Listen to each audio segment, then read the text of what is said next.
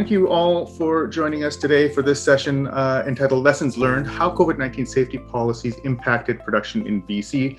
This is a roundtable discussion, and it contains a bunch of people that I hold very dear to my heart in the motion picture sector. So I'm really happy to be able to introduce this session.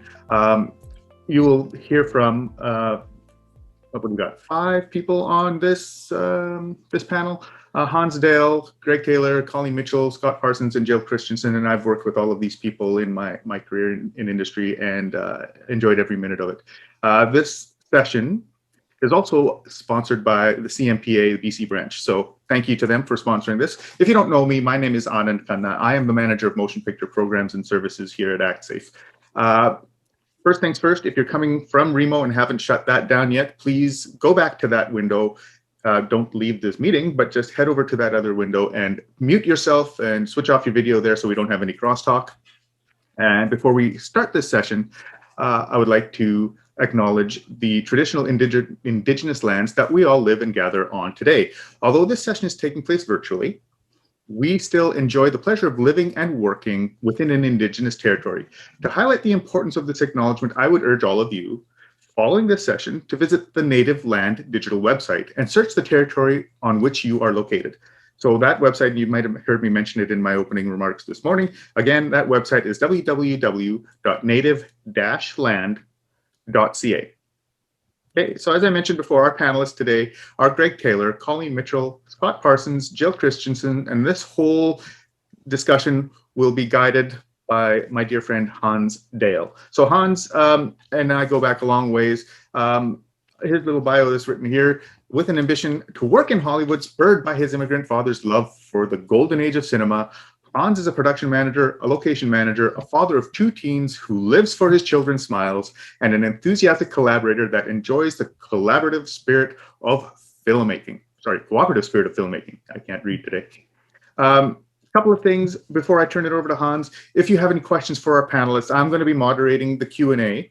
So you'll notice at the bottom of your Zoom window, there's a button, Q&A, hit that, send in a question, and I will interject as appropriate with your questions and feed them to Hans.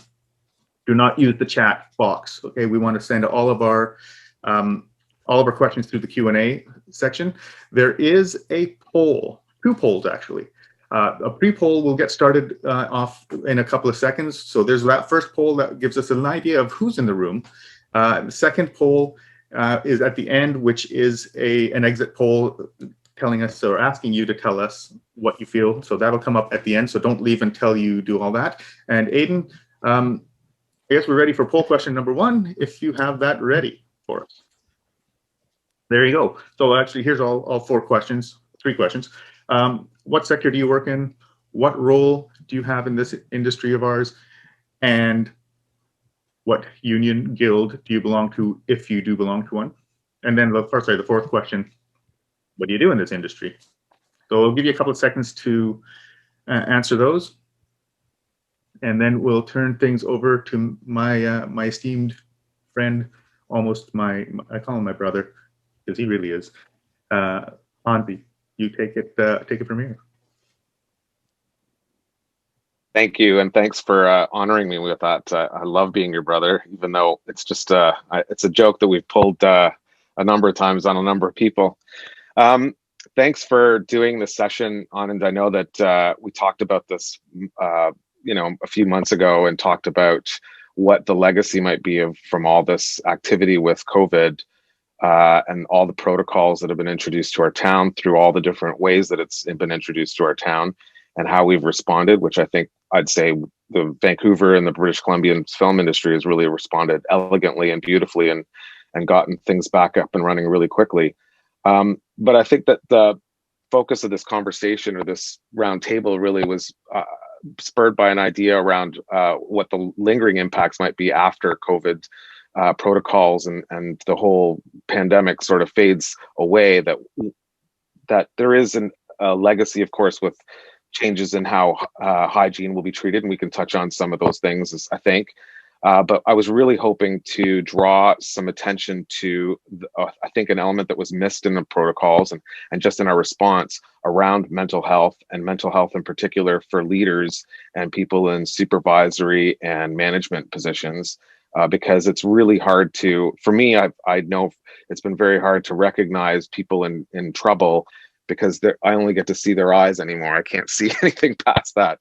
So it becomes a challenge to be able to recognize, not just in other people, but also in myself, how we're dealing with some of these challenges. So we'll touch on that a little bit. Maybe I'll just give some background first on what I've gone through and what I've done.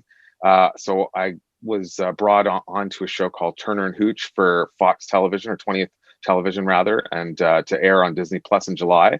And we had started in January, February, just getting the ball rolling, and then all of a sudden the pandemic hit. We didn't know what we were going to do, and I reached out to you and to other people in safety and thought, hey, if we can come up with our own safety plan, can we at least get the ball rolling on our show? Which we did, and ultimately the studio had their own protocols that they introduced. So we were able to get filming in August, and we've now shot 9 out of our 12 episodes. We're in the throes of it, in the home stretch. The protocols have been, revealing about how people process this type of crisis. And we could talk about that at length. But before we do that, let me just introduce everybody else, and maybe I'll just pass it over to my two fellow producer, manager, folks in the trenches who've gone through a lot of this with me. First off, Jill Christensen, who's a production manager here as well. And maybe, Jill, you can just run us through what you've gone through. Let me unmute myself. There we go. Hi, thanks, Hans, and hi, everybody. So I was prepping a show before the pandemic hit, and we were shut down and off like everybody else, shocked by what was going on in the world. I look back at those times now and think how much we've all been through. I was hired, I guess, around May by Netflix to, at that time, there were so many titles flying around for what we were supposed to be doing. I don't actually know what my title was other than COVID manager. And it was to get a project back up and running. It was early days, and I remember conversations with Hans and just going, what's going on, and trying to, I remember how supportive you were, Hans, to me at that time.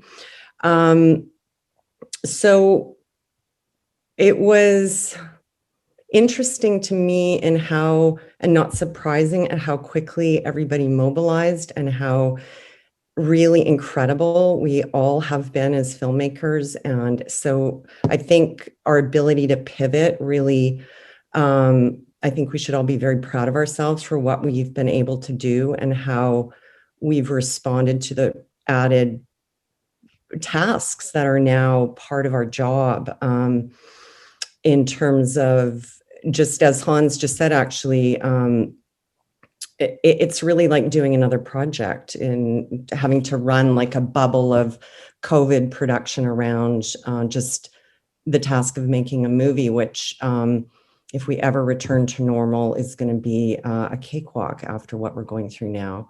And so now I'm on my second show. I started with COVID, and I've actually just moved over to second unit. So it feels a bit odd not being part of COVID, because that's been my life for the past, I guess, 7 or so months. And that's me. I'll stop talking now because I tend to talk too much, and turn it over to Colleen, I think.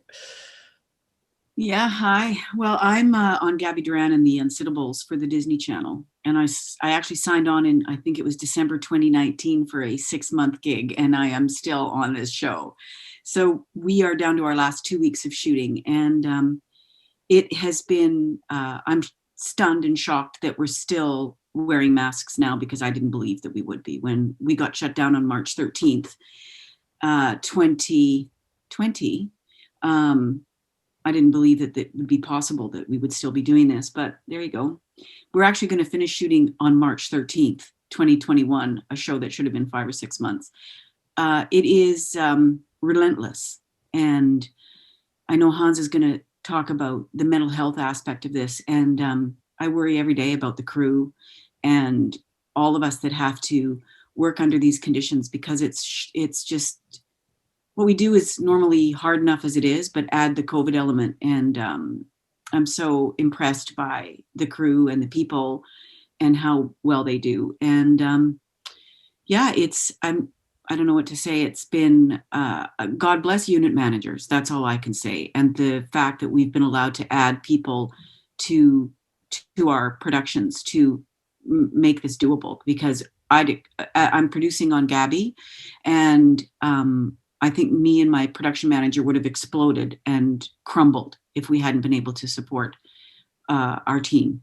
So yeah, it's been interesting. And the other thing I think is interesting to maybe mention is the different protocols per different studios.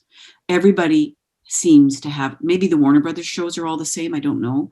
But I work for Disney Channel, and I know that Scott, I've never even met Scott, and it's nice to meet you, Scott. And I know you work for Disney as well. And I know that our protocols are different than other shows. So for workers that come and go and flow in and out, it's hard to navigate that too for management. So that's kind of all I got to say. Over to somebody. Let's get Scott in here, since he's a hot topic. Thanks, Hans. Good morning, everyone. Yeah. So I kind of have the unique position of, when COVID hit, I was one of the first. So I started off with the actual Section 21 subcommittee meetings out of Toronto, because Toronto, believe it or not, was ahead of us by months.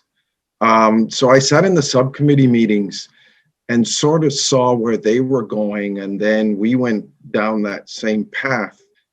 And I think when you talk about the mental health part of it, we've added, we talked earlier, Hans, about it. I've always had the approach that safety should be out first before anyone gets there. And then as a silent sort of partner behind, as a support. And COVID, the safety that's become with COVID was so unknown. Nobody knew how to deal with it. Nobody knew how to put a plan in place. There were work safe plans that they wanted in place. Studios had their ideas, unions had their ideas, internally departments had their own ideas. There were so many different versions of protocols for departments around that were being created, that it became a very complicated and cumbersome machine for you all to manage. And in my opinion, it comes down to time, distance, and shielding. And we should all be doing the same thing. It shouldn't matter what show you work on. It's time, distance, and shielding, which we can talk about later if you want. But it's really that simple. It's three things. And the more processes we added, and the more plans we put in place, and the more people we added, and the more steps we added, made it become extremely, and has it, an extremely pressurized environment.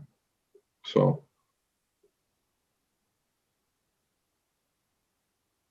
Yeah, that's the pressure that we're all trying to contend with, I think, now. And I think that we'll be contending with that for some time, because the burnout side of things is imminent for a lot of people. If they started early, like Colleen, Jill, and myself.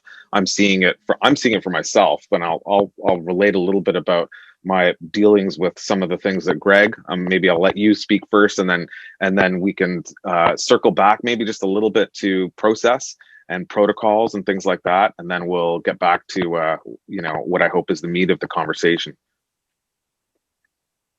Great. Good morning, everyone. I'm Greg Taylor, and I'm president of FSEAP, Family Services Employee Assistance Programs. We provide EAP services to two of the key unions in the film sector, IATSE 891 and Teamsters 155.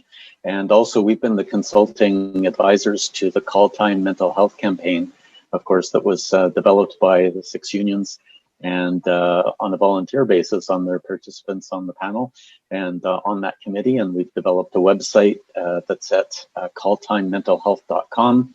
Many people know of it, but not everybody, so it's worth checking out. And that is a website full of resources related to mental health and addictions. And so there's a public resource site that anybody can access and see the list of resources. And then there's also a looking for help section for members of each of the film unions, where they can go to their particular union and see the mental health and addiction supports that they provide through the union and through their health benefit trusts and benefit plans. And we also have a blog that includes articles that are helpful and useful. We have a new blog that's actually a kind of a story and testimonial from an IATSE 891 member talking about their mental health and addiction, including some of the impacts of COVID. And also a section we can mention again later, but just there's a learning center on the website. And in that learning center, there's 2 streams of modules, training modules, just about how to support others with their mental health. And there's an individual stream for just individuals who want to know how to be, think about their own mental health and also how to support peers or family members. And there's also a stream for leaders on how to consider the people that work for you and work with you on set, and how to approach conversations and think about mental health in the workplace. So just some good resources there that we've helped develop for Calltime Mental Health. So I'm happy to be a part of this conversation, and because we are hearing and seeing, of course, across all business sectors with leaders and that are facing these stresses, right? And the high anxiety that happens, and the ways that we're getting worn down over this kind of marathon of process, like Colleen mentioned, that we never knew how long it would go. And then I think as we came into this year, realizing 2021 wasn't going to look as different from 2020 as we wanted it to, that we can think about that in our minds, say, okay, there's more months to go, but in our own emotions and stamina, we can feel worn down, and it can start to feel like we're hitting a bit of a wall. I don't know if you wanted me to kind of go into some of those initial concepts, Hans, at this time, or come back around to that in a bit. Well, why don't we come back to it in just a bit? So I thought maybe we'd just open the conversation up, because I really wanted it to be a conversation with Jill and Scott and Colleen and yourself, just an open conversation for a while, and then we'll field some questions maybe a little bit past the halfway point of the session. But I wanted to just talk about the protocols to start. And obviously, Colleen and Jill and Scott, you've touched a little bit on those particular protocols. Scott, in particular, you said something that I think should be a motto for us. But Colleen also raised the point of everybody having different protocols. And one of the things that I noticed that I've struggled with is even just the distinction between what was happening on a provincial level at the provinces, with their protocols through Creative BC and through the committees that the union struck, labor organizations struck here, and then what the studios were doing in Los Angeles, because I felt like there was a giant geographical, or I don't know, lack of a better word, a regional disparity between what our expectations were, because our infection rates certainly in the summertime and especially in the late summer were much lower than what was happening in Los Angeles. And I felt like we were being guided in a different direction, and that was a real bump for me. I don't know if Jill or Colleen or Scott, even if you had that same experience and what that meant, or if it had any impact on you. I don't know. And anyone can speak freely. Yeah, Hans, can you just expand? I think I know what you mean, but I just want to be clear. Well, like we had such a low infection rate that for us, people were showing up, and I think there was a cavalierness, which I think there still is a little bit in BC and for the film workers. And on the flip side, the corporate guidance was to be very strict about protocols. So we had HSMs, which I call them HSMs, health and safety managers, which is what the Disney designation is for these folks. But you were on a show, for example, that came from Netflix. Disney had a different take. These HSMs were really, they inserted themselves into the filmmaking process so quickly and rapidly, and their guidance was coming from LA. And not to dismiss what was going on in LA, and of course there are employers, but just recognizing that there was a different set of parameters that were being offered, not only by the Public Health Office here in British Columbia, but just the general municipal, union-related, all that sort of stuff was different. It didn't jibe.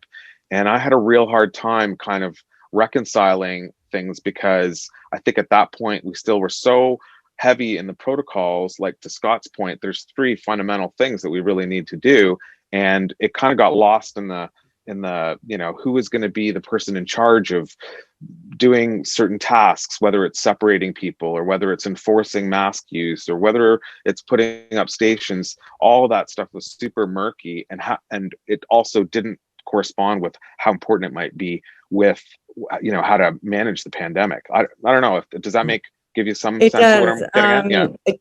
Yeah. I was really fortunate in that I had a production executive at Netflix who we had meetings 3 times a week at 5 p.m. and she let us figure it out ourselves in large part, and with a lot of guidance. But we didn't have our HSMs coming from the studio at that point because it was so new. And just in working with Rhonda Taylor, and we just took an approach of trying to, I think perhaps looking back, we might have been a little heavy-handed, but, or just maybe heavy-handed isn't the right word, but just I look at what we did then and how we've changed things now a little bit, and also just how fluid the pandemic makes us have to be in terms of what we knew then and what we know now. But now on a different production, I don't know how to put it's like there's now sort of more safety coming from the studio that maybe isn't as knowledgeable about what's really going on the ground, and that's been quite stressful on this show that I'm experiencing. I don't know, Colleen, what's we're weird in that we produce our show for the Disney Channel, but we actually work under Omni Films, which is a Canadian company. So when we had to regroup and figure out what we were doing, we had to satisfy Disney because we have SAG players and DGA directors. So that impacted us from Los Angeles. But mostly we tried to work within the provincial guidelines. And it was a stumble, and it was difficult. But we got there eventually. And we didn't actually have an HSM particularly. We had our COVID compliance officer, and then that person helped us dictate. We were just muddling through the whole thing, trying to keep people safe and not fearful. That was the most important thing, and that we weren't going to put them at risk. I found that, again, coming back to the mental health thing, I found that to be a big challenge. And once we got our stuff in place, it's been pretty good. The hardest thing is keeping people 6 feet apart. So we took pictures of Tom Cruise when he had his rant, and we put them all over the studio, which we thought was quite funny. And then, when I walk around and I have a little thing that I do, which is this to people, they don't even know who I am because I got a black toucan and a mask, and they have no idea who this crazy woman is that's going like this. And which means step apart, step apart. And I think mostly our crew on Gabby have complied brilliantly. They don't want to be out of work. They don't want to rock the boat. They don't want to get COVID. And the hardest thing has been for me, the new social norms, which is you can't talk to anybody. You're 6 feet apart and you're yelling to have a conversation. Whereas in the past, we were all very social. We stood together and we chatted. And as we waited for the lighting set up, we had conversations. And I think that's been difficult, getting that instilled in people. But as for a Los Angeles thing, as long as we met the terms that DGA and SAG wanted, we were good. And then we made it up ourselves. And our motto, we've had, I think, 3 major meetings at Crew Call since we started, and all because of a COVID event. We had 3 COVID events. And people got quite freaked out about it. And we had to sort of say, hey, listen, this is the first time. It's our first time. You got to be patient while we go through this. 2 of them were false positives. I remember all the earlier meetings, and I say this all the time, that, people would just be saying, to your point about saying, it's our first time going through this. I think that's a part, and that goes hand in hand with the fear side of it. because there's no, and this goes into a bit of that ambiguous grief, Greg. I think that that's where this comes from. There's no real solid answers. I mean, I remember the early calls with the studio and with producers and with even experts, even the hygienists and occupational health people that we had enlisted. There was a lot of I don't know. I think I don't know. I don't know. I don't know. I don't know. That was like a classic phone call in the first couple of months. And so then it really lends itself to that concept of ambiguous grief. Greg, I don't know if you want to speak to that a little bit. It's something that I think that it's a word. I when I first heard this word and really listened to what the definition was, I was like, this is kind of one of the things that people are going through generally. It goes to the fear concept. It goes to this idea that people are walking around a little bit in that fight or flight response. And so, Greg, I don't know if you want to talk about that a little bit, maybe. Yeah, sure. I mean, yeah, ambiguous grief is, one of a number of different ways that this kind of marathon of pandemic and its effects are impacting us. And ambiguous grief, so in grief, it's normally if we have a very specific loss and it's a significant loss that we can identify, the loss of a relationship or somebody passing away, there's those kinds of griefs. But in COVID, there's been micro losses, right? And or more subtle losses. So when Jill's talking about, or Colleen's talking about, not having that same social connection and being able to just chat with some of our friends on set, well, that's kind of a loss, an interpersonal loss, that they're still there, and it just seems like something we're doing in the interim, but it is still an emotional loss to us in ways that we normally regulate ourselves, right? So a lot of all of this is, how do we self-regulate our emotions? Well, in good times, we don't think about self-regulating our emotions because we have built a life with things that do that for us, right? So we have a routine, and we have a schedule, and we have a place of work, and we have our family relationships, and we have the gang that we get together with on the weekend, or the barbecue that we have, or it's going out for dinner, and or congregating with a group. And so there's all of these ways that those are the ways that we feel okay about our life and ourselves and ways that support us. But in COVID, many of those have been taken away, right? We're isolated at home. We're not able to have those same social contacts. And then even when we're at work, we're not having those same social contacts. And so ambiguous grief is this type of grief that's really hard to name and identify because it comes from all of these smaller losses that we've experienced. And missing community events, family connections, relationships, and even just some of the routines and patterns and protocols that we were used to. I really think that that's pertinent to the way that we shoot, because, people think the perception for people who don't do this sort of professionally or at some sort of elevated level is that we're kind of a chaotic business. When the public comes and sees us on the street, they just think, what is this mishmash of people running around? And there's this, just nobody knows what we're doing. And I feel like we're the best kept secret in the manufacturing business, or in the whatever industry you want to put us into, because we have a very regimented military style system. And that system has been massively disrupted by this thing. When you show up to set, there's certain equipment that's coming out. It's coming into a certain space to work in. It's coming out in a certain routine, like you say, to speak to routines.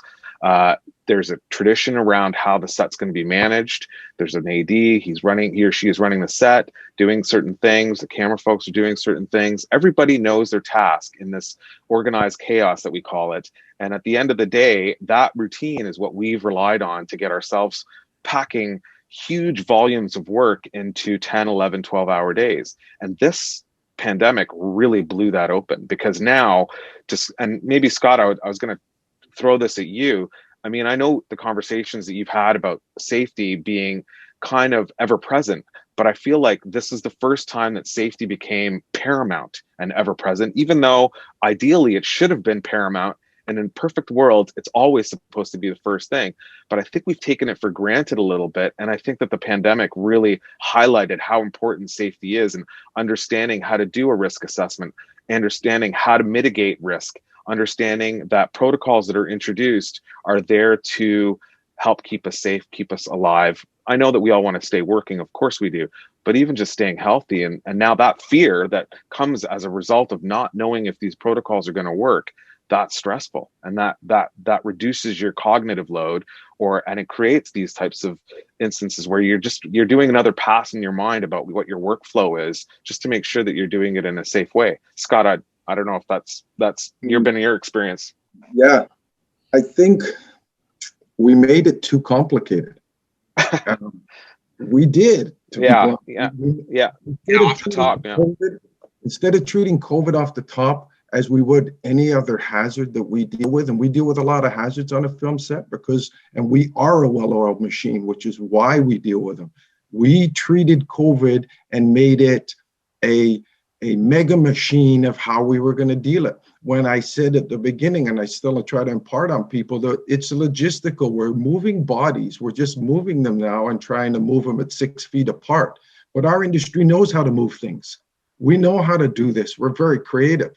But we've added so many layers to now moving these people that it's a job unto itself now to coordinate that. And I honestly don't think it is. It comes down there again. It's one hazard. And what we do with all hazards is we don't want to be in any hazard for a lot of time. So what do? We distance ourselves from that hazard. So that's what we've put in place of 6 feet. And if we cannot keep that distance we put in other control measures like we would any other hazard. So what have we put in? We've put in masks and shields. So again, the 6 feet is a matter of how long are you in that 6 feet? But we've become very strict and very regimented in a creative industry. And that's a hard thing to bring together. And we've put it, like you said, Hans, it's at the forefront now. It is the first thing that's thought of. And sometimes if you do that with safety, and I'm a safety professional, so I believe in safety, it can get in the way. Safety can get in the way. And I think sometimes we've made this just too cumbersome. Yeah. Jill, you were talking earlier about how, to Scott's point about how we've made it complicated, and you were saying earlier that you think that it's, as it has been very fluid. It's a very fluid thing because we get new news reports or new protocols. I'm flustered. I get flustered on Monday mornings when I see that on a Friday night Disney has sent us new safety protocol, SOPs they call them, and they'll come in on Sunday, and somehow I'm supposed to adapt this thing for a Monday morning, and I'm like, geez, can't this stop? Like, can you guys stop with the new protocols? But when you started when you had to reboot the show, your movie back up, obviously it was just a mishmash of stuff, like you said. And then you've watched this situation settle into kind of a beat or a pace that you maybe aren't immediately dealing with right now. But I feel like that's happened, and yet we're still dealing with this changing of what the framework might be, or people are starting to deal with it differently, or whatever it is. I don't know. What did you experience? Well, the adults aren't showing up, that's for sure. Like, where are the grown-ups? And at some point I realized they're not coming. When you say that, for the folks that don't understand what that means, because I know what that means from our lingo, the way we talk about it, but what does that mean to civilians? It means that I think it could maybe many people experience this, where you, like, especially with the pandemic, I felt at some point, I thought, okay, people have the answers. We're just going to go along and do what we're being told. And then questions come up. How much? Okay, we have to ventilate our indoor spaces. How much ventilation? Nobody really knows. Nobody has those answers. Or we're having a really challenging time right now with the number of people in vehicles, and it's gone back and forth, and different studios have different protocols for it. I'm looking like, I think the problem is it's all taking so much time that we never had before the pandemic. And I felt like in my own mental health, which I've actually noticed since I started. It's like, I don't know that I'm doing as well as I should be right now, because this is a grind. And Well, it's this is primarily because of time. Like, it's just, and I feel like the studio, I feel like at some point we ought to have been provided with more tools to help us through this, because it yeah. seems to be on it's just, it's the time that it's taking. Well, I mean, this actually is a perfect segue, Greg, into cognitive load, I think, because that's where really I feel like that word, when you said it first to me, it just hit me like a ton of bricks. I'm like, you know, I understand this process and I understand some of the details within the process. I think I'm getting better as I get better or more experienced in this job as a production manager, to understand all the little finite details of how things move, or you know, whatever the little things that you're putting out fires all the time as a production manager. But the thing that I realized, that at some point over Christmas or in January, I thought I'm burning out, because I'd start to wake up and I'd have those anxious moments at 4 o'clock in the morning of like, oh, I've totally forgotten or missed this whole conversation. I haven't chimed in on it, or they're looking for a sign off on this and I've missed it completely. And it was just because my brain couldn't handle any more information. And to your point about time, Jill, I mean, there's only so many hours in a day. I'm there and at work more for longer than they're shooting the show, which I think is mind boggling, that I'm in an office just dealing with paperwork, dealing with the rote administration of whatever's going on, and then putting out fires, and the time gets sucked right up to the point where they're wrapping at 7:30 and I'm still there at 8 o'clock or 8:30 and going, why am I still at this office? I thought we weren't even supposed to be at the office, because we're supposed to be Zooming from home. I wanted to be at home. But anyways, I don't know if you want to speak to cognitive load, because I think that's a really, really great concept or principle that really applies to a lot of what's happening for the leadership and people in supervisory positions. Sure, and I think this speaks, you know, we talked about ambiguous grief kind of on the emotional level, right, of our experience, and cognitive load, and kind of paired with that surge capacity that I can describe, really are about our physiology, right, our nervous systems, our minds, our energy capacity within our physical selves. And so cognitive load is just that concept that everything's taking more thinking power. All right, it's because our brains are built to naturally build routines and subconscious habits and automated behaviors, right, on things that we do every day or regularly, so that we don't have to spend as much energy and thinking power on those regular routines as we can on problem solving and adjustments in our environment and things we need to be working on particularly.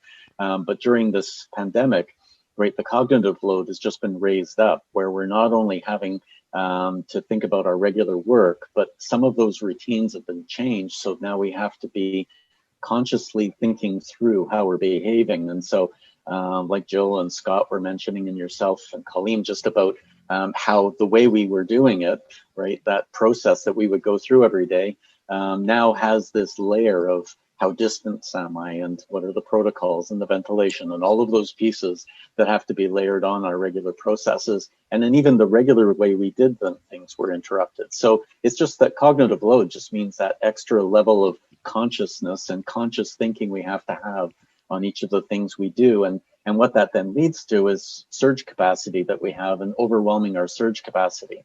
So our nervous systems are built for fight or flight, or that emergency situation, right? Those acute moments. But what's happened is we've been in, 12 months now of having to have this heightened response to a circumstance.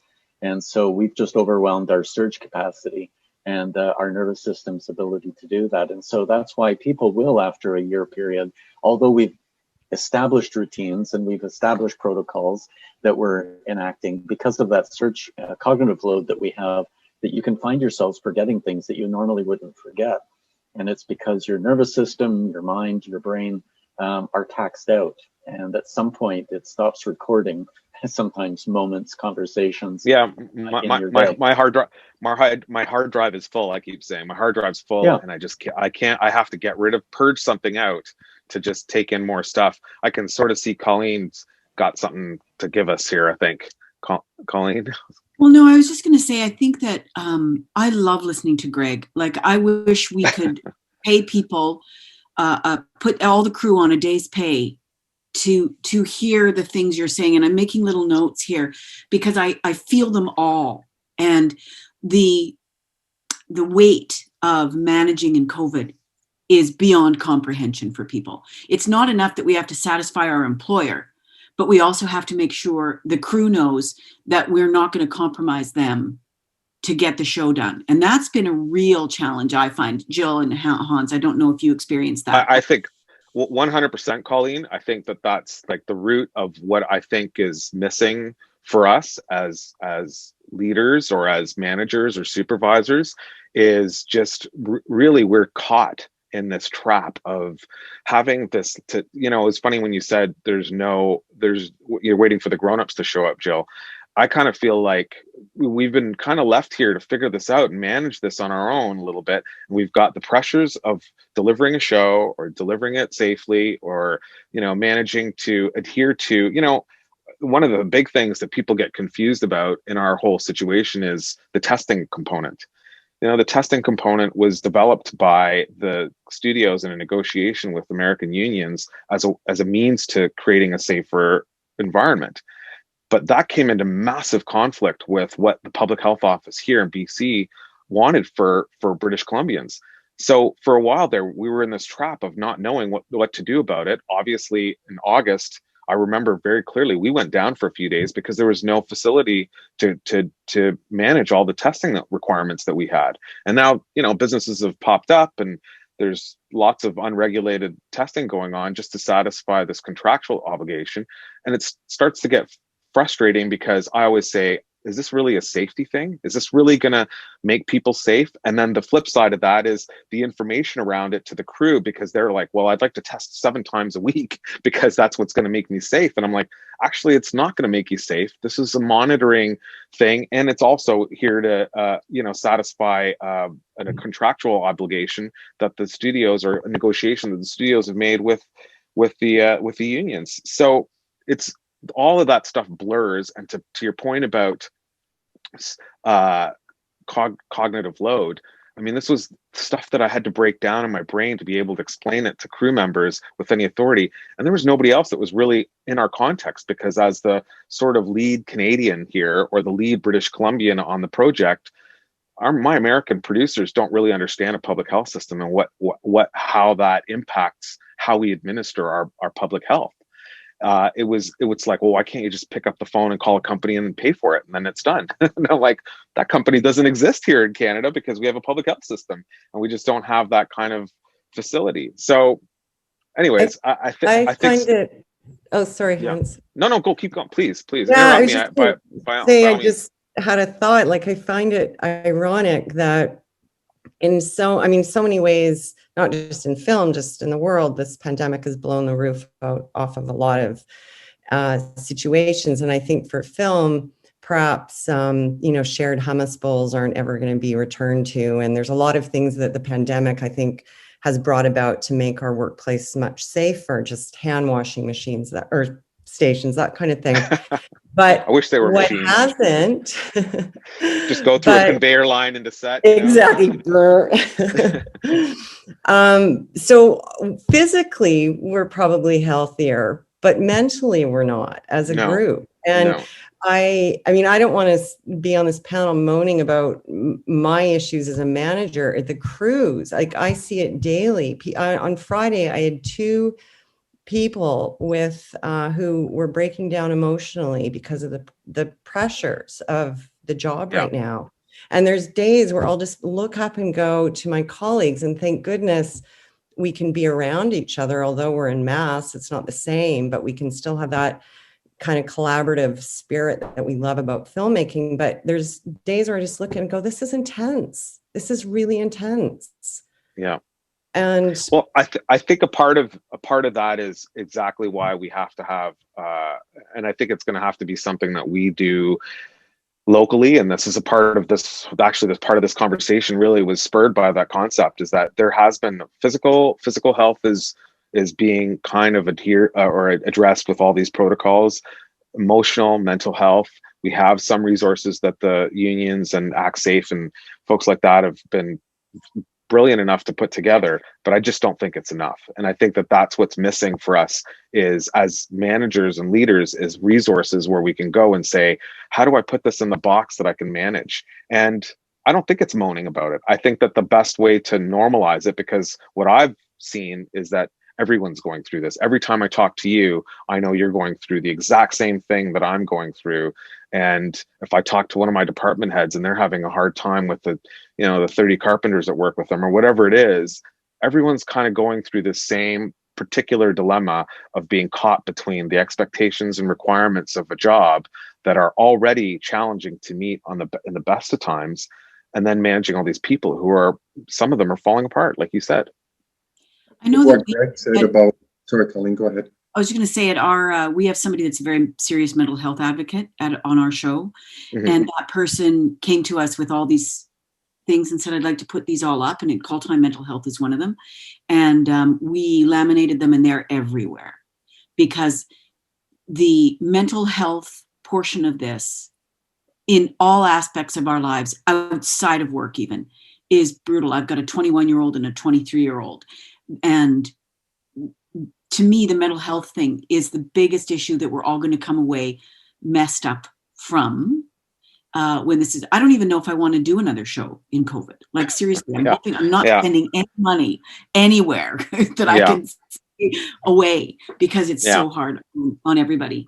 Yeah. Anyways, and I think that's a thing that the when you talk about cognitive load within the business, because every process, even though we have this wonderful, amazing, high level of craftsmanship, I really feel blessed that I say this, I tell this story like I'm I'm kissing butt or something like that. But I do feel frequently that the privilege that I've had of working in the film industry in Vancouver with all the service work that we do, it was such a great film school for me, because I could just learn from masters, absolute masters of what this is, what filmmaking is. So you have a real command of the process of making a show, but every layer now has this added just this little thing that I got to rethink. So you talk about cognitive load and you talk about your ability to manage that. Now you add the added layer of what's your home life like? What's your family life like? You're talking about your 2 kids that are going through their stresses. You're not just giving counseling or suggestions or whatever it is to your crew members on how to manage their world. You have to go home and manage your family and manage people. If you've got elderly people in your life, it's been a very scary time for the elderly. I think that it's almost disheartening to think that we don't have a stronger, and it's maybe something that we lobby for on, and I'm gonna loop you into that or pull you into that. It's going to be something that we lobby for through Actsafe, that we have more, though Calltime mental health has been brilliant, that we have more resources for people so that they can seek more help and support in this way, because I think it's really that's a deficit that's come to light for me. Well, anything we can do to help with that, absolutely. We're always willing, able, and it also depends on the capacity of Actsafe. So we can definitely start that conversation. I did want to jump in here because we've got a bunch of things in the chat, or the Q&A that are piling up. But one is rather appropriate at this point.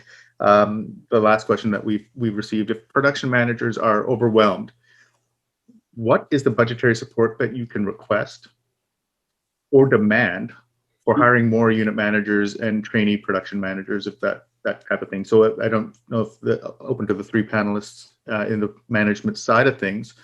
Have you been able to request any additional fundage from your studios, and have they responded? How?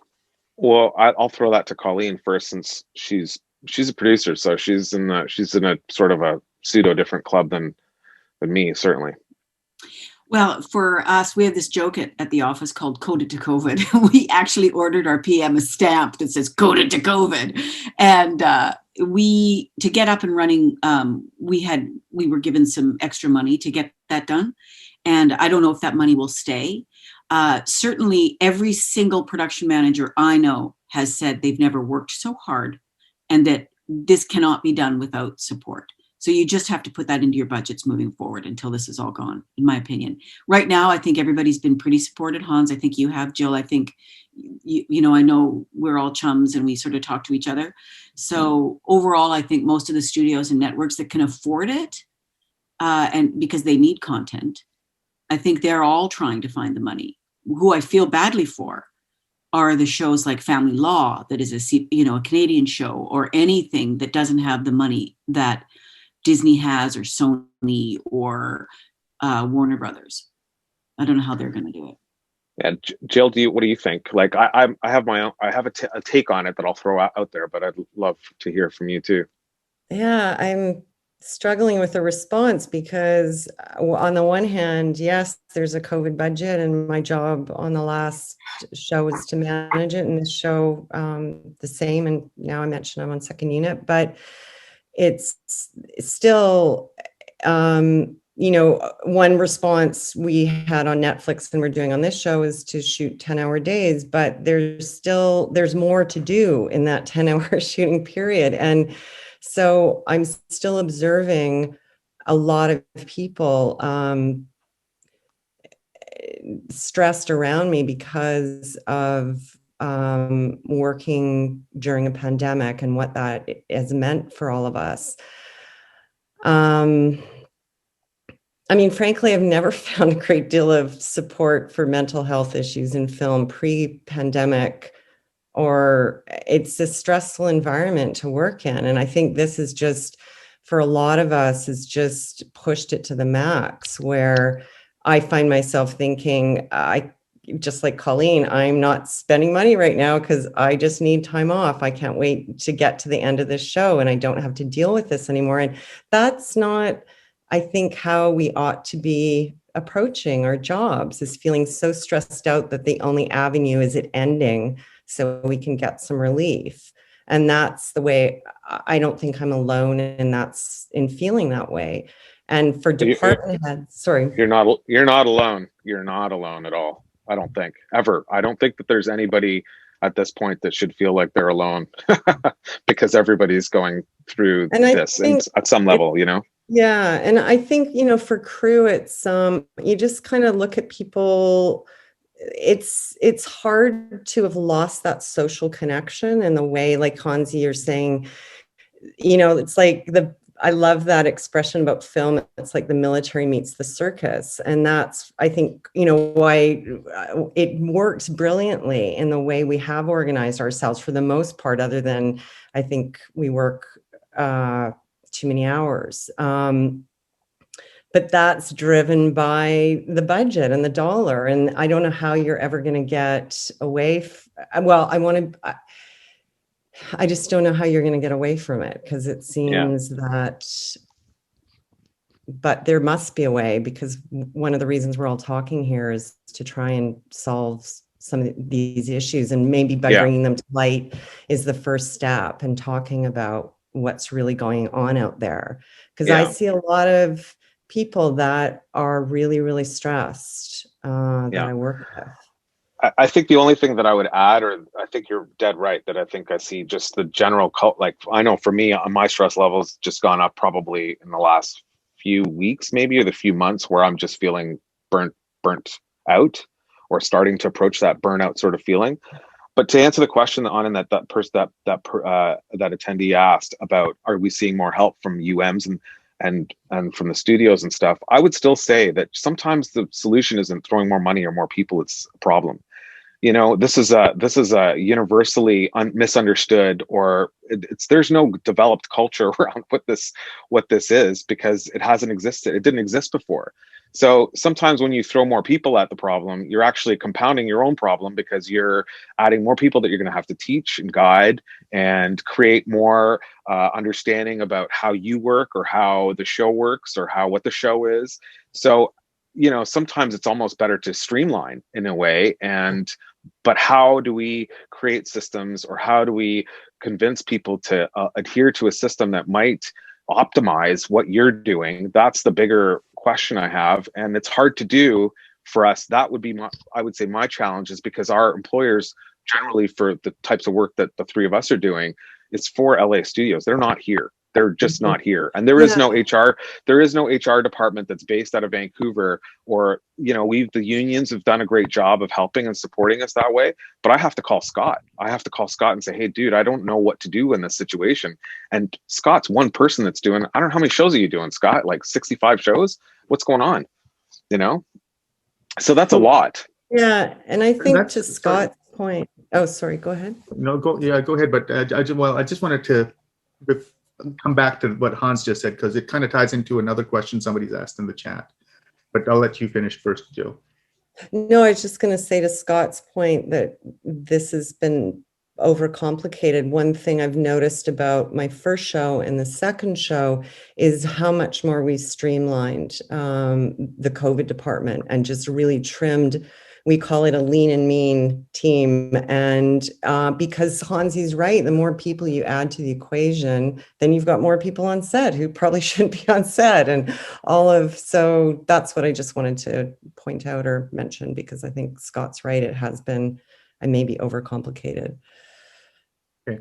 So the question that has come up was asked actually earlier than the other question, but it kind of dovetails into this one. And here it is. I'll just read it verbatim.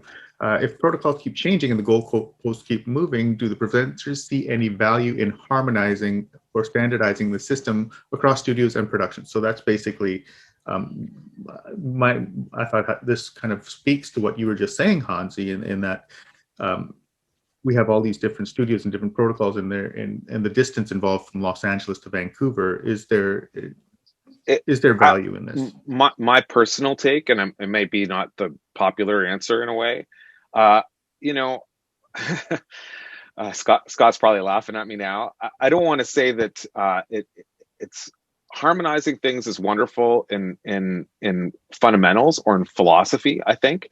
And to Scott's point about there being three things that we should all be doing and that should be universal, I think that's fundamentally what should be universal.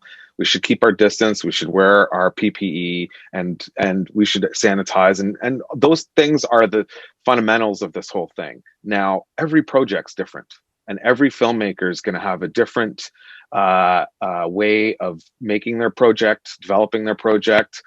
You know, even just shooting, to be very specific, like when you're shooting a superhero show, for example, or you're shooting a science fiction show, there's different things that are important than when you're shooting a talking head drama or a comedy, like that's shot in a 2-camera style. Like there's different ways of doing this stuff. And though the bones of the structure and the tradition is similar across the board, I think having the fundamental tools and having people be really well schooled in what the philosophy of safety is, that's more crucial.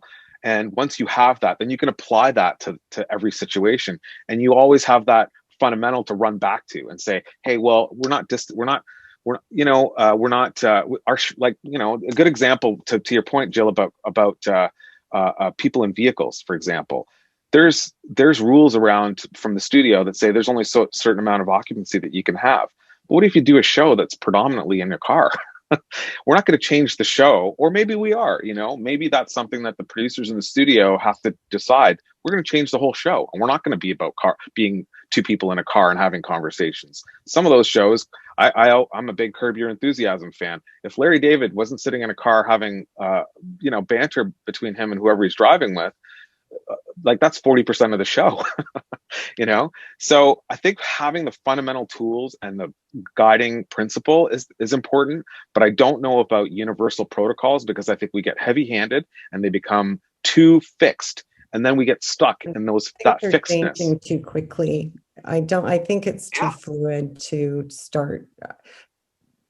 Yeah, I know. I think the refinement of our protocols is happening from those of us on the ground. And I don't mean just management, but department heads. We're all figuring this out. And that's actually been kind of interesting, is watching a team become, like, we all get this now. We don't have the whole monitoring of people on set and telling them to put their masks on and keep away. I've noticed we have to do less and less of that, because we all get how to do that now in our lives, not just at work. It's unfortunately become very routine to put our masks on. and keep away from each other. And so I don't think crew appreciate that level of, when I referred to our first show as being more heavy-handed than our approach now, I think we were still being gentle with people, but it was more, I think, the number of people we had on the COVID team monitoring, we've scaled back on that because we've noticed that people don't need that anymore. Like Hans, when Rhonda came to your show, she said, everybody gets it. They're all great. And I mean, not, you know what I mean? Like yeah, I think that by the time, October, November, I don't know, Colleen, when you maybe saw it, but I kind of, like you're saying, people got used to the concept of wearing a mask and keeping their distance and doing all that stuff. It doesn't become less stressful when there's that many more people hounding you to do it, actually, right? So if you just add more people into a mix or add more elements, and the fluidity already, when you say it's a fluid situation, that's another big stressor for people, that it's going to change week to week, month to month, day to day even, and how studios get a news flash, I don't know how much information do you get on a regular basis? We've moved the goalposts again. Well, that's what I was going to kind of go to, and we're all moving the same goalposts. Again, I say we're all moving and they're big changes. So again, I say, Jill, I agree with you. I say it comes down to where you made it too complicated. Having so many people on set made it too complicated. And to go where Greg says, to the cognitive, we've gone from thinking of this to thinking of just this area on our face. So everybody is just standing around. You're not supposed to touch your face, yet we're being told 100 times a day, put it on your nose, put it on your nose. So it's what we call reasonableness. You have to have a level of that. So the drain is there immediately when people get on set. They're starting to be drained because instead of thinking about what Hans said at the beginning of what my job is as LX, and I can go through that because I know my job, he's now thinking of my nose, looking around me. It's on my face. Is it up? Is somebody too close? Is somebody going to tell me that somebody's too close? Safety is about buy-in and not compliance, in my opinion. So when you take people and tell them what to do, you're going to get pushback. And now once you do get compliance, your compliance is them thinking of that compliance only, which goes to Greg's thing. And it's small changes we could do would really make a big change, in my opinion. I think the question was also, point. I just want to sorry. say that, sorry, the question was though about sort of getting together, harmonizing policy. And I just want everybody to know that basically the AMPTP, the American Producers, and the CMPA, they all work together and they all talk to us. And we are trying to find common ground. And originally, I believe, certainly on my show, we followed the Provincial Health Authority. As long as we met those constraints, we continued to work. And then our studios and our foreign employers put a few more restraints on us. So we do all work together. I just want everybody to know that we do. And we try to make it as less horrible as possible. And I think to what everybody's saying here, we are all backing off a bit now because we have all bought in. We all know that the testing doesn't keep us from getting COVID. The PPE does. The testing just brings a sense of, what's the word I'm looking for? Sort of safety or like reassurance or something. But certainly the testing does not keep you safe. Your PPE. Yeah, it's monitoring the state of things and being able to alert us to potential problems. And even at that, it's not keeping you. That's not keeping you safe. That's just monitoring, right? Sorry, Anand, you had another question? Follow up to what Scott was just talking about. This is directed more at Scott regarding the complication of safety on the work site. The question is, do you think simplification of safety, whether that's COVID-19 safety or not, will come from the studios and producers, or is that something that locally we have to adapt to? I think we have to adapt it from the top down. because it won't work otherwise. So I think it's got to come from everybody. You know, the driving force is always going to be the employer, but everybody, like I said, it's a buy-in system. If everybody buys in, you know, I've done quite a few shows with Jill. And when you have the presence around there, you can have presence, but your presence shouldn't be an authoritative presence. It should be a presence that everybody wants to come to and let know what's going on. Then you have complete buy-in with everyone, and that's we need it. So we need it from everybody. If that answers it. It does. So there's 20 minutes left, roughly, before we have to end the session, and we have a couple of other questions in the Q&A section that I'd love to get to, and I'm sure the people who have asked them would love to hear responses from you. So we'll start off at the top of it. On the military organization, you mentioned that Motion Picture Production is a military organization. Jill has mentioned that it's military meets circus type of a thing. The comment is military organizations are also meant to be flexible and adaptable to emergencies. Now, does this mean that as a military organization, that the film industry will be more prepared for new and coming pandemics that are coming, according to the experts? What are your thoughts on that? Well, I mean, when we say military, I always want to say I don't want to disrespect the military by thinking that us bunch of scruffian circus performers are, you know, as dignified as procedural as soldiers are by any stretch. But certainly there's a structure to what we do. There's any craft has a method, and there's a method to our madness. And it's very much a tradition that's evolved over decades and decades. And people show up here because they know that British Columbians are pretty good at it. We're a good bunch at applying that method. Whether we're going to be more prepared for any future things, I'd say that the industry coming back and being able to get back to work so quickly when other industries have floundered at it or haven't been able to adapt as quickly as we were is all the proof in the pudding that we need. Personally, I think that we did a brilliant job. I do think that it was a challenge because there's a lot of parties and a lot of interested invested people that partake in the film industry in British Columbia. So there was a lot of consensus building that had to happen before we could come back with a set of principles and a set of guidance around how we're going to work.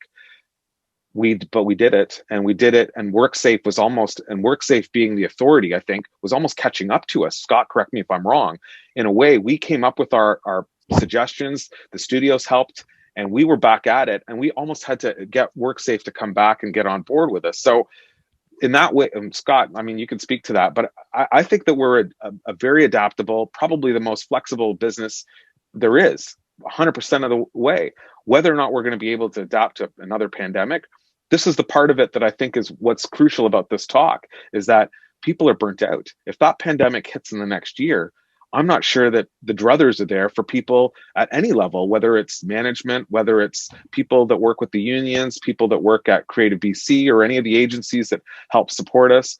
Everybody's just tapped right out. And so that's where I'm hoping that some support comes for them. I don't know where it's going to come from, whether it's through Actsafe or through education or through just having these normalizing group conversations where we talk about concepts like cognitive load and you know, I think that surge capacity is surge capacity is a healthcare term too, right? When you talk about hospitals and how many people you can treat in a hospital, we're at that point now where I think our industry as a whole, with all the avenues and researches or roads that you can go down, to me, we're at our surge capacity. We can't do anymore. We have two senior people on this panel here that are saying they don't want to work again until this thing goes away. They're saving their money. So we're there. And I worry that we're not going to have the druthers to deal with another pandemic, not because of not having protocols in place, but because we're just burnt out from what's happened. That's my take. But you We've know, learned a tremendous amount. The film industry is incredibly resilient. And while Jill and I will be on a beach somewhere drinking margaritas and Hans will visit, there are other people that I'm just going to be, I'll make them for you. I can still pour a drink. That's right. I think that we figure it out. It's what we do. we figure it out. So yes, I think we will, if there's I've some other seen- pandemic. Yeah, and just like the level of talent that has come up, the people that have been placed into unit managing positions, and that's been really rewarding for me, is to be finding people that are just rising to the occasion. And I think there's a lot of positives that have actually silver linings, I guess, if you will. But I think this process of addressing mental health is a really complicated thing to tackle, and something like this I think can only be beneficial, but not that we've come up with answers necessarily today. You know, the other Yeah, thing, before we move on, I just want to say the other thing that has arisen from this is that I have been a PM now, was a PM for 12 years before I moved into producing. And the thing I have to say is it's always been a super overloaded job. It's goofy. And when anybody says they want to do it, I go, really? Do you really want to do it? Because it's 7 days a week, and it's a big, big job. And now that we have unit managers and assistant production managers and things like that, production supervisors, it's about time. I hope none of my employers. 100%. Yeah. Greg, you were We've going to learned say a lot. something. We've learned a lot from this, from the studio point of view. So yes, the answer to our question to that is yes, we will be prepared. And if that person's from the military, you know, they work on the P's in the military, proper planning and preparation prevents poor performance. Well, we didn't know how to plan for this. So we have learned a boatload. And yeah, if nobody is ready for this the next time, it won't be because of planning. It'll be. Go ahead, Greg. Yeah. Yeah. And I just thought, you know, as we're coming to some time, I just listening to you, I find my own anxiety levels raising, right? And I'll make you a margarita too, Greg. That's right. But I just say that to say that at some point also it's incumbent upon ourselves to be thinking about this, that if we notice, if we pulled a muscle in our back and we're trying to push through our work, at some point after popping Tylenols and realizing those aren't fixing the problem, we would say, I just have to book a session with a chiropractor or a massage therapist or something, because I have to address this, or else I won't be able to keep doing my work beyond this. So it's the same with our mental health. If we realize we're starting to drop things, forget things, we're not able to sleep, it's incumbent on us to say, how do I access a bit of help for that? And one way is just saying the only way to survive through cognitive load and surge capacity is to have moments in time when I decouple my brain from that stress, when I reduce my cortisol levels. And it maybe sounds simple, but you know, it may be, you know, big processes of support, but we don't have time for 5-day retreats. So, you know, a 10-minute meditation, a 10-minute deep breathing exercise, using any of the apps like Headspace, Calm, or there's one called the Tapping Solution that uses EFT, right, with the points of tapping. That it doesn't sound like enough when you tell that story of the work and the load and the stress and the life pressures. It doesn't sound like enough, but it is and can be enough, or it can be something. So if you can have 10 minutes where your body is de-triggered from the stressors around you, then it can allow just enough healing process or just enough of a gap to be able to reinitialize for the next part of the day, or to get you to sleep or to get you going in the morning. And the other is that, you know, counseling support doesn't have to be for the issue or an acute issue or a diagnosed issue, right? It can be saying that I can feel it coming, my burnout, I can feel my emotional, mental burnout happening. And with, of course, therapy all happening online now, I can book it on my day off. I can book it after a shift or early in the day or whenever it can be. And I don't even have to leave my home, my office. I can do it over my cell phone. And I can create an hour where I talk to somebody about what the hell's going on and just trying to figure out for me, how do I address that? So that's for our self-care. And then in the workplace, it's just creating, instead of running into edges, we want to run into cushions. And really, that's all we have to have at the workplace is this awareness of how do I be open to how I'm doing and open to how people are doing around me, and remembering that we're all people just trying to do our best. And that what can happen is when we have less of that natural social flow, we don't have as much of that cushion built with each other. So that when, you know, I'm a little edgy or you don't do something in the exact order I was hoping for, right? We have that social connection that buffers it. But right now that's down a little bit. So how do we just be mindful in how we approach? And as leaders, like you were saying, you know, when you go into that space, have you had just a moment to say, what am I projecting when I come into the space? Am I projecting frazzled urgency and emergency? Now you may have some. Or am I projecting some calm and trust that, like Scott said, people can see me as somebody that can come with those challenges.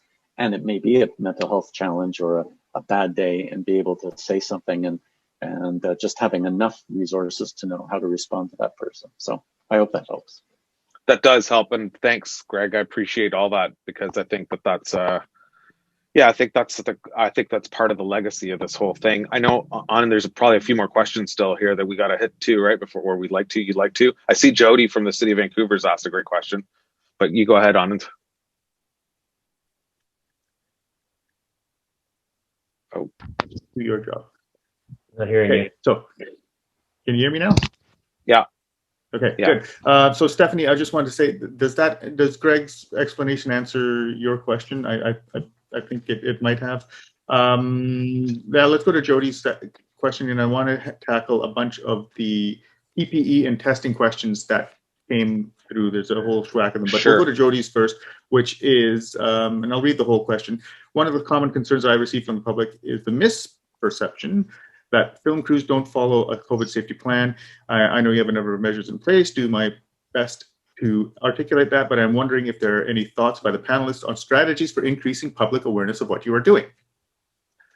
I don't know. I think that's putting my locations hat a bit on for me personally, but I think that's something that we need help with, because we do have rigorous plans in place through WorkSafe has a requirement already, but the studios have an even more rigorous standard that we have to meet. And so we do have we have entire departments now that's all they're doing is ensuring that we're following a safety plan. How to communicate that? I mean, I think that's something that, as a locations person, we've tried to put placards, and we have our safety boards. If you're doing the right things, you've got your safety boards out and things like that posted on all your work sites.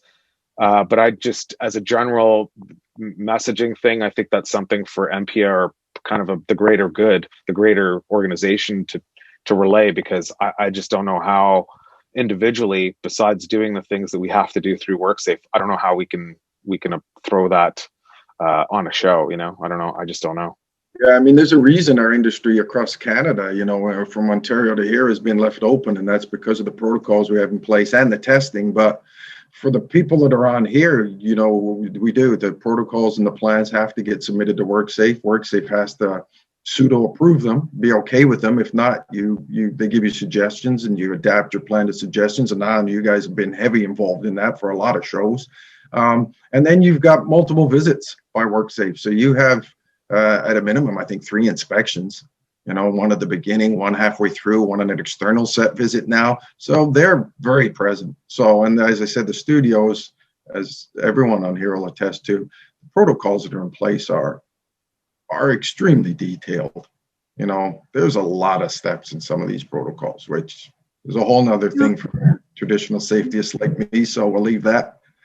There's always been a conversation that the film industry in British Columbia should have a public relations component to it, to sort of, a couple of reasons. One, which is thank the public for letting us block your streets and take over your roads and get in your way. And, thank you to everybody for helping us continue this industry that I think employs about 70,000 people. It's got to be one of the top employers now in British Columbia. And I think that, if we weren't so busy trying to keep everybody safe and working, there might be more an appetite to do a PR program. But that would be fall sort of with CMPA and things like that. I just want to ask, somebody commented in the comments here that I want to address. Can I take a minute here? Sure. They said, it says an anonymous attendee says, so you figured it out. Don't you have the responsibility to train the people that will keep the industry going while you are taking a break with my margaritas? And I don't mean to be glib or anything. I'm just trying to keep a little bit of lightness to what is a very heavy topic for all of us.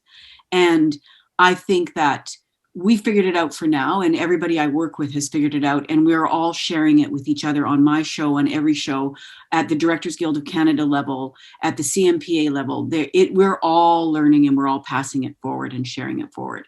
So I didn't mean to appear glib or anything to that, whoever that person is. I don't think you're in the least bit glib, and I think more levity is absolutely required and needed for everybody, because it is a very serious time. And so, yeah, I mean, I would, to your point, Colleen, about people learning, there's two ways to learn. There's being shown a way to do things, and there's being taught a way to do things. And I think both those things are happening. I think right now, while we're scrambling to get things working, I think now is a time for people that want to learn to sit back and watch people who are masterful filmmakers and producers and leaders watch what they do and learn from watching, as opposed to having someone actively teach you something. You're going to have to take some responsibility for it and learn from watching. Just stay quiet, stay in your corner in a way, do your job, whatever it is, and watch what people are doing. And you'll see, if you're critical enough and you want to excel at whatever you're doing, you're gonna take it in and you're gonna learn from it. I think that's what I would say. Anand, do we want to tackle a couple more questions here still? Or Jill, do you have anything to add to that? No, Absolutely love I'm to tackle good. some questions, but we'll let Jill answer that while I respond to this one. No, I don't. I'm good. Let's Okay. tackle more questions. So I do want to step into the whole realm of PPE in there, and there's a bunch of questions. How do you get COVID testing for your cast? Is it a daily thing? And I know we're probably not testing anybody on a daily basis. Second part of that question: actors who come from the States have to self-quarantine. That's a given. Their reactions. Have you received any pushback from performers, directors, creative types who are forced to sit in the hotel room for 14 days? None. Yes, but it's for me, it's been limited. It's been a limited pushback, and I'm sure that people, I think, understand the severity of the situation, so they understand that these are all things that are beyond our control. But there is going to be pushback, because that's the nature of what we do. In a way, part of our business is to push ourselves and push the space that we're in, push the tools that we have, and push all the resources that are given to us to create, product. And that's a fundamental part of our culture, or our craft. By definition, junior people always ask me, it's like, why are they asking such a stupid question? Of course we can't shut down 4 blocks of downtown Vancouver. I'm like, but that's their nature. They have to ask that question, and we have to come up with a crafty way to say, no, you're an idiot for asking that, but that's completely unreasonable and insane. And that's a part of the thing that we do here. Is I would like find just ways to thank you. diplomatically Was amazing session. put people Thank in you that all space of you where they guys. can understand why we're doing the things they're doing. I think that's exactly what we do, and that's stressful. It is stressful when you don't have the right answers. Yeah, I Thank you for haven't that. experienced any pushback with quarantine, and I think the people in quarantine are quite surprised at how often they're checked up on, how many phone calls. I have a director coming out of quarantine. I think he's had 5 phone calls so far. Wow. Yeah. Colleen, anything from you? No, I think everybody gets it. They might be not particularly happy about it because it's so confining, but it's, what you're getting into when you take the job. And so, no, I don't think I hope they stay in quarantine. I have no way of knowing if they've actually done it, but other than the fact the RCMP show up at their door on a regular basis, but. Right. Okay, so I got 5 minutes left, and I got 2 questions that I really want to get to in the chat. And thank you all for filling the chat. They're all great questions, and I wish we could go on forever, but I won't spend more time jabbering. And I'll ask this question, and we'll start at the opposite end this way. Go Colleen, Jill, and Hans. How much do you spend, or did you spend, on PPE? A lot of money. A lot of money. And you know what? I don't think that I can actually answer that question without breaching my agreement, but in the millions of dollars, for sure.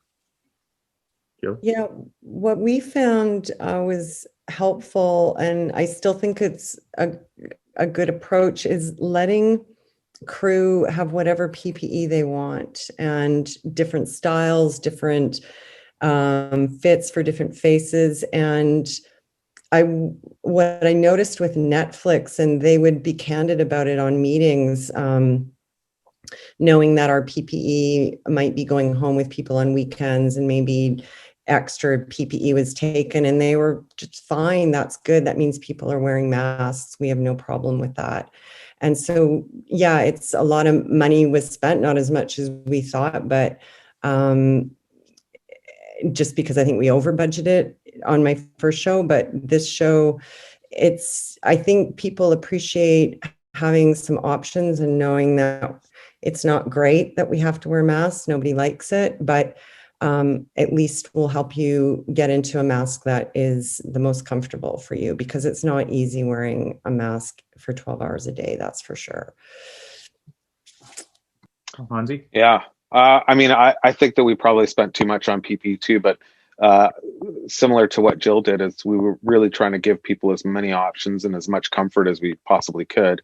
I mean, I don't know if there's a number that I can speak to, because I think it's relative to the number of people that we have working and things like that. But I'd probably say that, you know, somewhere between 5 to 10% of our operating budget is committed to safety equipment. How much of that is just PPE? I don't exactly know, but somewhere in there is where we would land. So it's a tenth of what we're using at this point for us. I was grouping in our testing costs, I think, when I was saying millions, because certainly the PPE, there's different ways. That's the shields and the masks and the goggles and things like that. Right. And okay. Okay, go ahead. Sorry. No, sorry. Go ahead. You know, if you finish this off, because I got one last question, but you finish. Yeah, there's the only thing I was going to say too is that PPE. You know, this is a thing for maybe Scott to speak to properly, but I'd still say too, there's two sides to PPE. There's the PPE that you're getting to actually keep people safe, and there's the PPE that people want to wear to keep themselves feeling comfortable. You know, there's masks and goggles and things like that.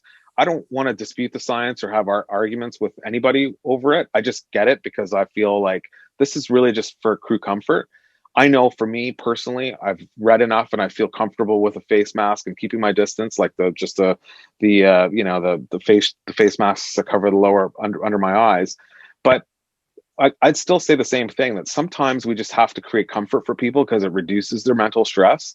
And those are instances where you have to, as a crew member or as a person working, you have to acknowledge that you're sometimes doing things just to keep other people comfortable too, which is something that I don't think people understand. It's like putting a face shield on or putting goggles on. Sometimes that just creates comfort for an actor that wants to be in a certain headspace for a scene. Those are things that we have to address in our work, and we have to create those environments for our performers to work in. Otherwise, it's like, you know, there's no point in it. So PPE is a crucial part, but I think that it's a big conversation too. It's a heavy conversation. Anyways, it's a whole other session. A whole other session. Last question for each of our four studio representatives. Sorry, Greg, I'm not too sure. Well, actually, no, we'll ask Greg this question too. So all five of you can answer this one. Elevator pitch. So a short answer: if you were to go back in time to last March and give yourself one piece of advice in dealing with all of this, what would it be? Let's start with Greg. Pace yourself and build in the breaks that you don't think you can, because the end is a long way off. Scott? Be more direct. Communication's everything. Okay. So, Colleen? Sorry. Looking back to, can you read the question again? If you were to go back in time to last March and give yourself one piece of advice, what would it be?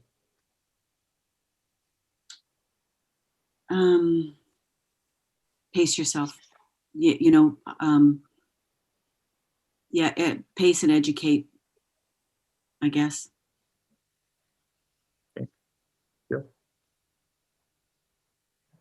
One piece of advice, I think hiring good people to help you, because you just have to have a good team to get you through it. And I've been lucky to have that. I never would have got through to this point without the people I work with. Hansi? Yeah, I mean, I have to agree with everything that everyone's saying, because now I'm like, how do I choose one piece of advice over all of that, because it's all so important. I don't know. I think I'd probably just get more sleep. I think sleep for me is like the thing that solves my problems, and I just can't seem to get enough right now. And I don't know. I think sleep is crucial, and everything else that everybody else said. So I don't know. Okay, we are over time.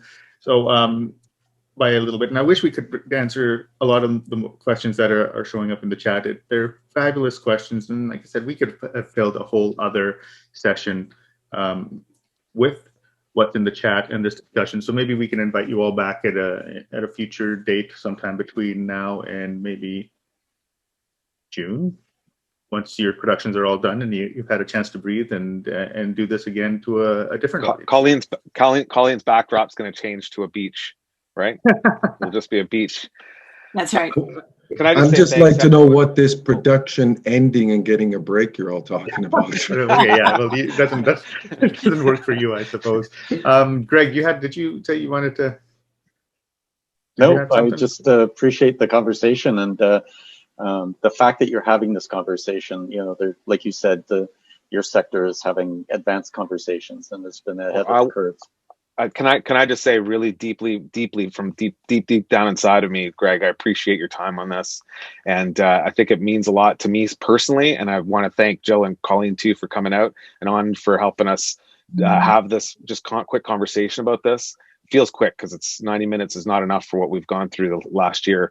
And Scott, of course, every day it feels like, but Greg in particular, I wish you as much support as possible, because I think you're probably the most important person on this panel right now, running that EAP for all our colleagues at the unions and members that work with us. So thank you so much for all the time and the conversation. Yes, here. You bet, an honor. Thank you. Okay, so before we end this session, it's officially coming to a close. I want to thank all of our panelists for taking the time on this Saturday morning to spend with us on such a fabulous conversation. And like I said, I was stoked coming into this. I'm quite overwhelmed with what has been discussed, and I'm looking forward to working with all of you to advance what we can do to help the situation along. Thank you all so much. Thanks. Thank you. Thanks so much. Thank you. Thanks, everybody. Thank you, everyone.